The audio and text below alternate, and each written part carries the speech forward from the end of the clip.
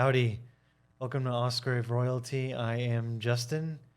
Today we're going to be covering Artemis, part of Season 3 of our look into Bolen's works on the goddesses of every woman here and the gods of every man. So we already did Zeus. Now we are on to Artemis. I'm going to do like God, goddess, God, goddess. If you want more details about all of what we're talking about, check out my other videos. TLDR, Archetypal Psychology. It's our third set of books that we've covered on the channel. First season was all about setting up the theoretical foundations with Dr. Anthony Stevens. Second season was about actually applying those theories in your own life with King, Warrior, Magician, Lover by Robert L. Moore and Douglas Gillette. And now we're going full subjective and full Greco-Roman mythology and archetypal psychology with Jean Bolen's books here. What we'll be doing in this season is going God, goddess, God, goddess, one by one. First half of the video-ish, I'll be talking about the background and the tie-ins from that Bolen articulates between the gods and archetypal psychology. And in the last half of the video-ish, I'll be sharing my reactions to what I identify with that particular god or goddess. There's a lot more on this channel. We do comedy every Sunday. I have a little skit. Yeah, lots going on. Check out the other videos and let me know what y'all think. And enjoy the ride, and happy y'all are here. I have a ton of notes in front of me, so I'm just going to hop right into it. Bolen calls Artemis the first of what she calls the virgin goddesses. She says, quote, "The virgin goddesses represent the independent, self-sufficient quality in women. Unlike the other Olympians, these three were not susceptible to falling in love. Emotional attachments did not divert them from what they considered important. They were not victimized and did not suffer. As archetypes, they express the need in women for autonomy and the capacity women have to focus their consciousness on what is personally meaningful. Artemis and Athena represent goal-directedness and logical thinking, which make them the achievement-oriented archetypes. Hestia is the archetype that focuses attention inward to the spiritual center of a woman's personality. These three goddesses are feminine archetypes that actively seek their own goals. They expand our notion of feminine attributes to include competency and self-sufficiency." And I've said this a lot on the channel, but whenever we talk about masculine or feminine or god or goddess or qualities on either side, both sexes can know the other sex's qualities through their anima or animus. So just because I'm talking about a goddess right now and her qualities doesn't mean I, as a man rooted in masculinity, can't identify with some of those traits. On the flip side, when we talk about the gods, women who are rooted in their femininity can know and identify with the attributes of the gods through their animus. So there's more on that in other videos. I'm going a little fast here. It's season 3, so I'm assuming some of y'all are veterans, if I may be so bold, so I'm just going to keep going. If you have any questions, of course, comment down below and I'll answer them. And it goes without saying, but I'll say it again anyway, I'm not an expert on any of this. I am an enthusiastic fan. So please buy the books. Don't take my word for anything. That's where the books are, where the source material is. So, all right. So to help access the goddesses, Bolen lists an invocation for each one. That it's kind of like a shortcut to get to the root of the archetype that each of the goddesses represent. So for Artemis, she says it's, "Artemis, keep me focused on the goal in the distance." Again, that's like achievement-oriented.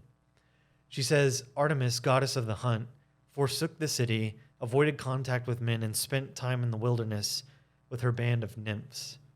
Her adaptation mode was separation from men and their influence. This mode is analogous to that of contemporary women who join the consciousness-raising groups and become feminists intent on defining themselves and their own priorities, or who work in women-run collectives and businesses that serve women's needs. Artemis women are also represented by rugged individualists who go it alone and do what matters to them without personal support or approval from men or from other women as well. So 2 notes here. First, that kind of reminds me of Jane Goodall. Let me know what y'all think about that. Second of all, it's 2022. The words feminists and patriarchy mean a lot different things than they did in the 1980s and early 90s and late 70s kind of realm when Bolen was researching all this and writing. Times have changed a lot. So she's going to use language like patriarchy and feminism and stuff like that. It could be a whole video on its own, the nuances and the differences between the generations of how the meanings have been stretched and differed. I'm just going to take her word for it and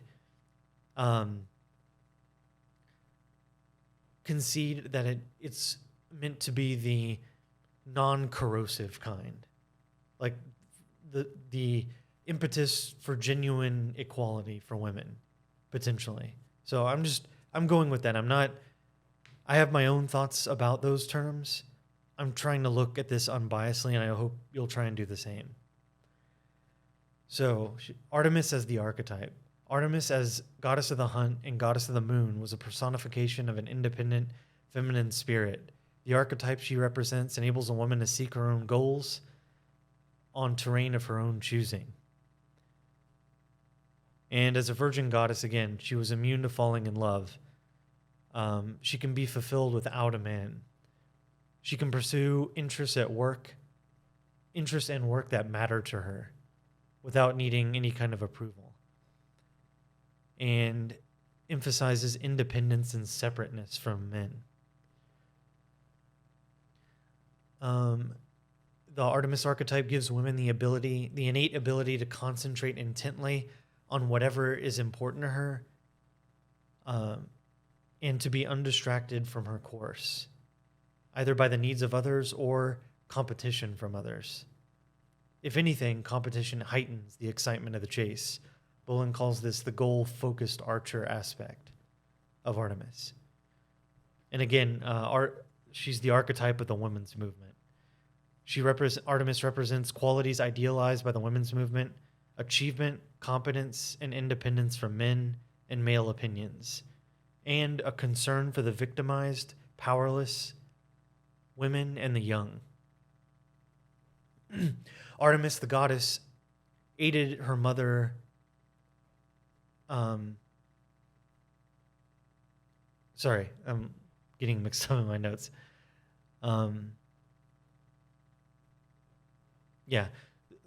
The concerns I mentioned before about the victimized, the powerless women and the young. These concerns of Artemis parallel the concerns of the women's movement that have led to the organization of rape clinics, self-protection classes, help for sexually harassed women, and shelters for battered women.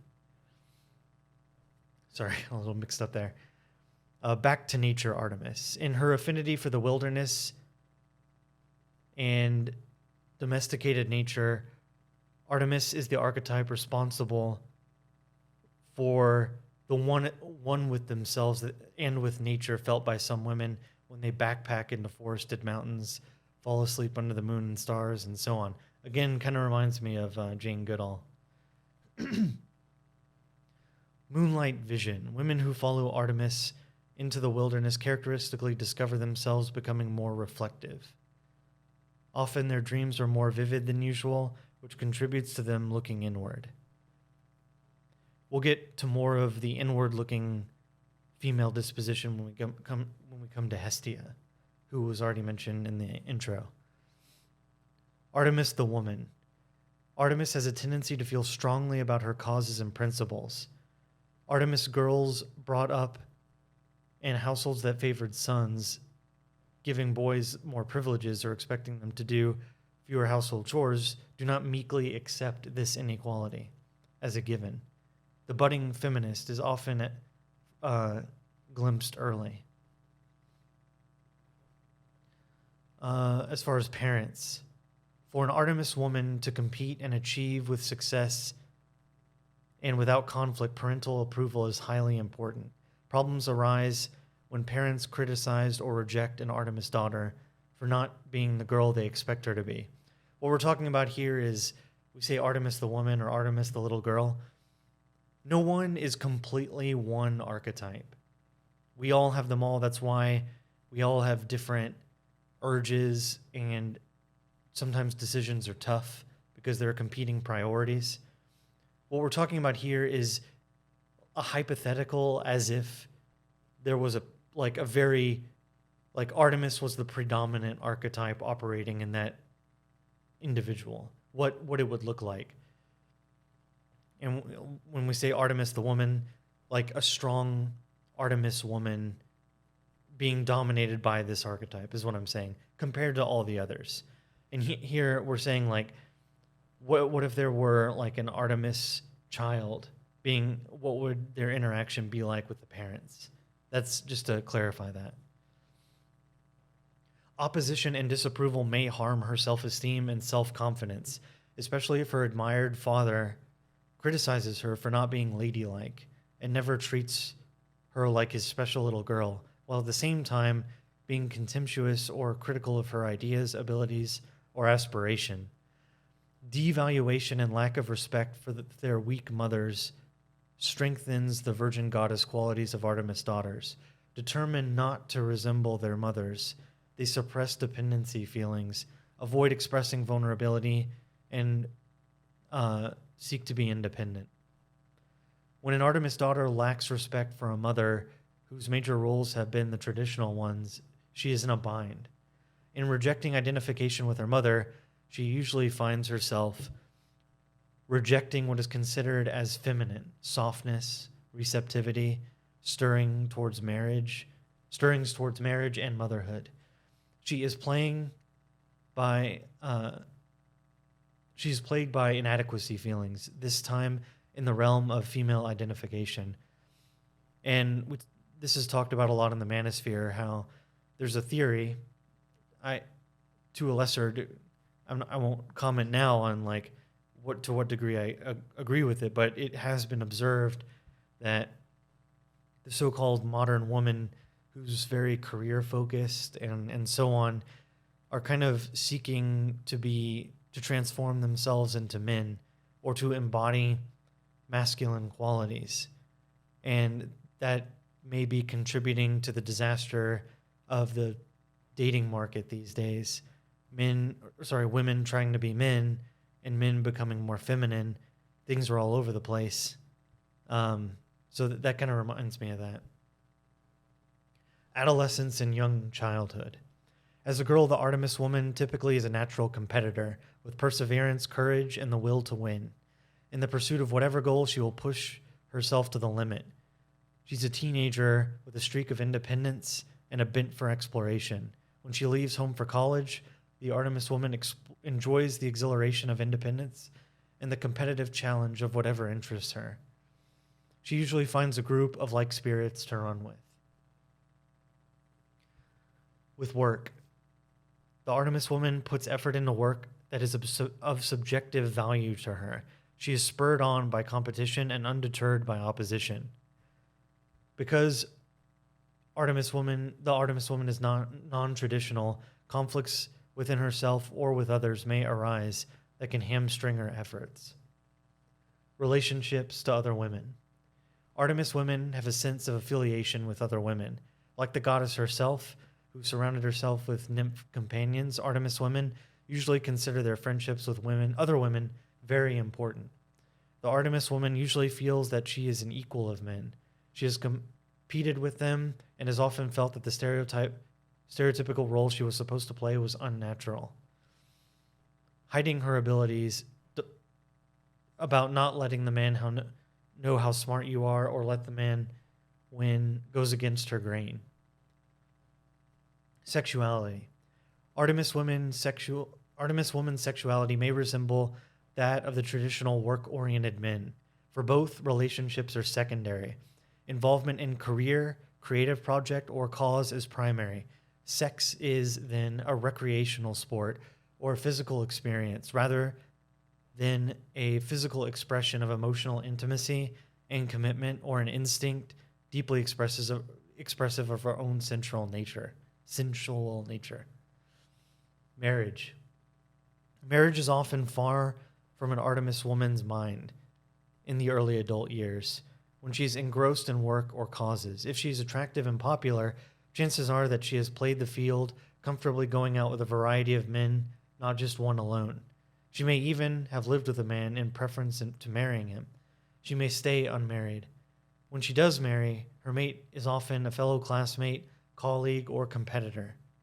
Usually her marriage has an egalitarian quality. These days, she's likely to keep her own name and not change to his once she does marry. Relationship with men. The goddess Artemis had a twin brother, Apollo, who we'll talk about later. The many-faceted god of the sun. He was her male counterpart. His domain was the city, hers the wilderness. His was the sun, hers was the moon. His the domesticated flocks, hers the wild, untamed animals. He was the god of music, she was the inspiration for round dances on mountains. The Artemis-Apollo twinship is the model most commonly seen in the relationships Artemis women have with men. Birthday friends, colleagues, or husbands. Moreover, the Artemis woman is often attracted to a man whose personality has an anesthetic, creative, healing, or musical side. She avoids men who insist on being the center of her life.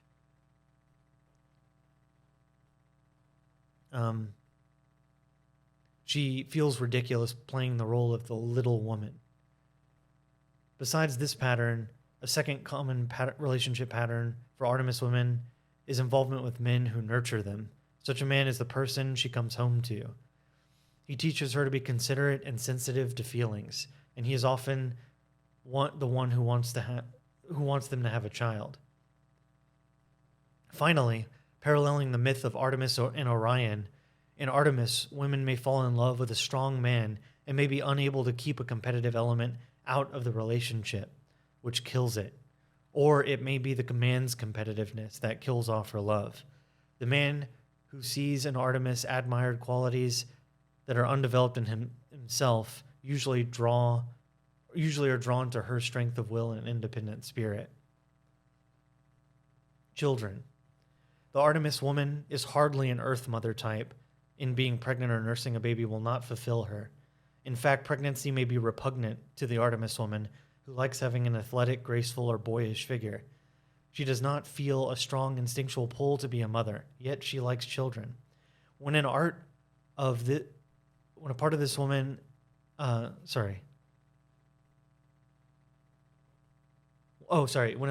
has a child of her own, she is often a good mother, like the female bear, which is her symbol.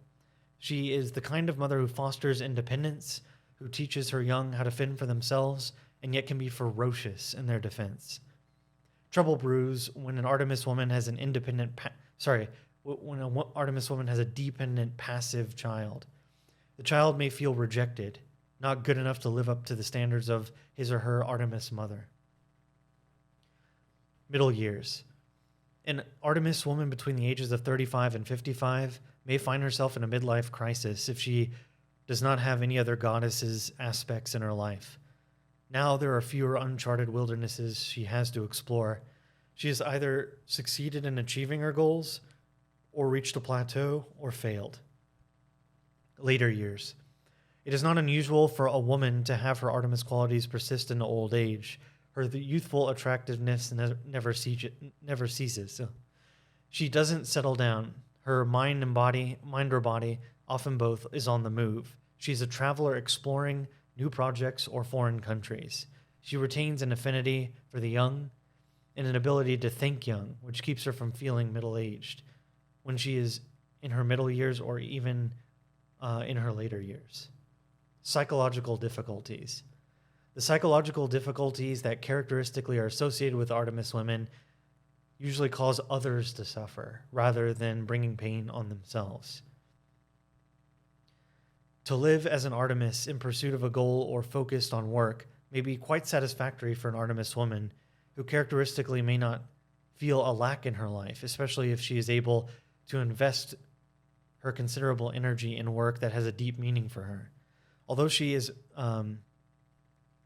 missing closeness and committed emotional intimacy, she has an enduring sisterly and brotherly relationships with men and women friends and can enjoy the company of other people's children.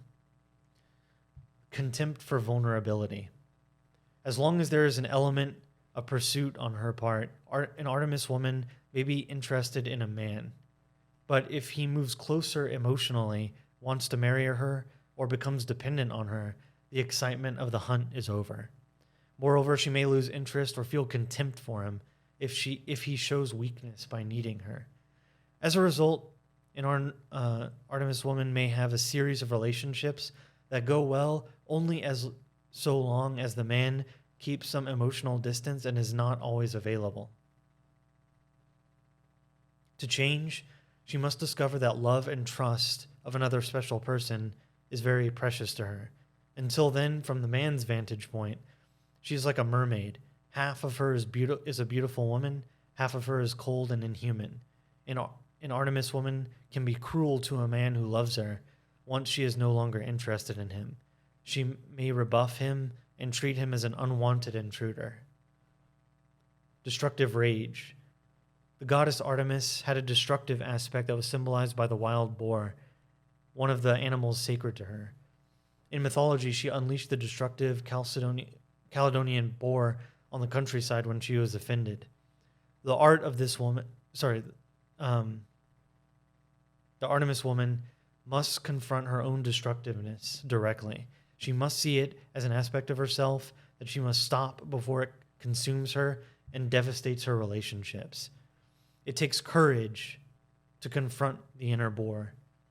For doing so means that the woman must see how much damage she has done to herself and others.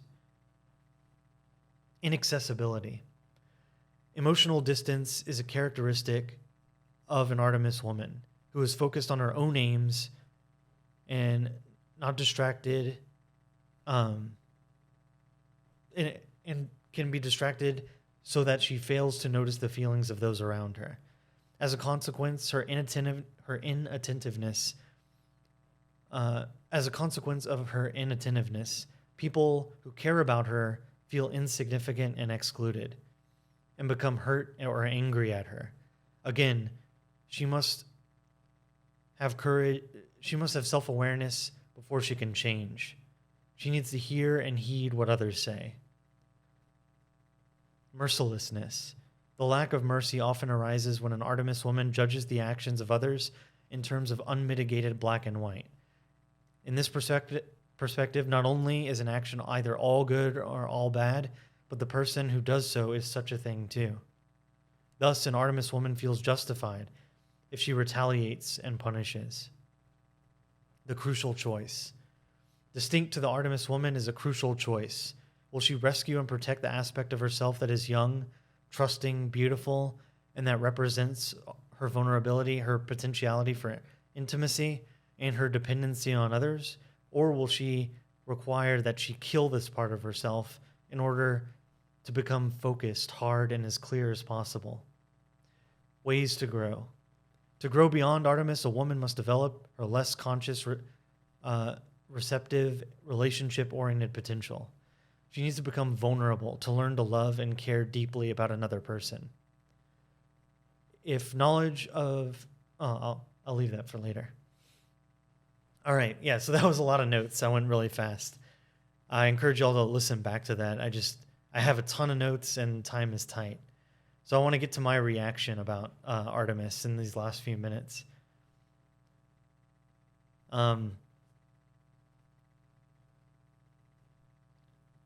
So, first of all, it's like when I read about all this, I am remembered of Robert L. Moore's warning not to identify with an archetype completely. You don't want to be an Artemis woman completely. You want to have knowledge of what she can bring to the table. Again, your ego, what you call the you, is kind of like the chairman of the board, and all these archetypes are kind of like board members. And the healthy ego hears them all out, and then threads the needle about what action needs to be taken in your life based on all the advice that's being given. And each of the archetypes feels very passionately about their perspective. They all want to be chairman of the board, but you can't let them. Otherwise, you risk being possessed by the archetype, and then you get the rage, the mercilessness, and all that's being talked about here. I will say, I think I had an ex like this, and I know like what it's like to have your kindness mistaken for weakness, and wanting to be with them being perceived as needing to be with them, and the stubbornness and the lack of empathy and all of that, and kind of being shut out, and have them looking at you like a traitor, in the sense that I thought you were one way and now you're wanting all this time with me, you know. I thought, I don't know, yeah, I think I had an encounter like that. So I don't think purely Artemis, and we'll get to Athena. I think there was some Athena in there. And I'm just shooting from the hip here. Not a deep analysis, but that's what struck me. Again, she strikes me, the Artemis woman strikes me as kind of the modern woman, ultra competitive, like in the negative sense, as the manosphere calls modern women. She's ultra competitive, has a chip on her shoulder, demands people respect her in her independence, emotional distance, and sex is recreational. She sounds like a bro, like a frat bro, you know. And I don't have a lot of that I recognize within myself. I'm like intimacy above all else, so that automatically shuts out a lot of the Artemis impulses. I do have an achievement-oriented mindset to some extent, so I identify with that. But I wouldn't say, competition doesn't, like, I'm more of a carrot guy, not a stick guy. I don't like competing directly. Competing indirectly for like on YouTube, trying to bring my viewer the best material I can on the subject matter. This is how I'm competing right now. And, you know, you take that for what you will, but I don't have a creator in mind that I'm going to be better than them. I'm competing mostly against myself to put out the best material that I can, because I want to exercise my potential. And there's some of that in Artemis too. She wants to reach her potential and her goals. But I won't like throw everything aside, never talk to friends, get out of my way. I'm busy achieving my goal. Like, I'm not like that. So that's my reaction. Maybe I could use some of the Artemis though. Let's see. Yeah, I admire the sticking to one's guns, the quality that Artemis has, and I respect her like being like a fierce mother, kind of like Darlene in Ozark, you know. I like that fierceness. I admire that. You know, ultimately, I don't think me and the Artemis woman would typically get along. Again, I would constantly be trying to connect, like form a connection. She's like, "Ooh, connection? Get away from me," you know. that's my impression. But yeah, we're kind of out of time here. Got to cut it short. Hope you all enjoyed this and found value. Do you identify with Artemis? Let me know in the comments below, and I'll see you all in the next one. Bye-bye.